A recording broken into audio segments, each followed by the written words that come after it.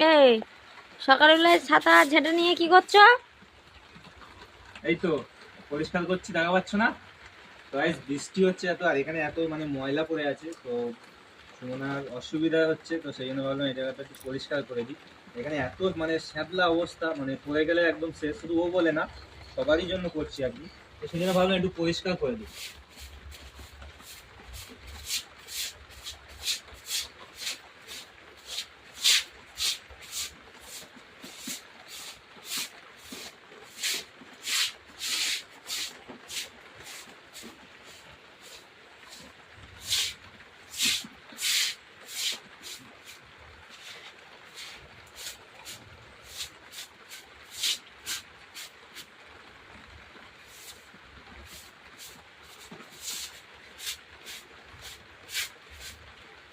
তো finally complete হয়ে গেল।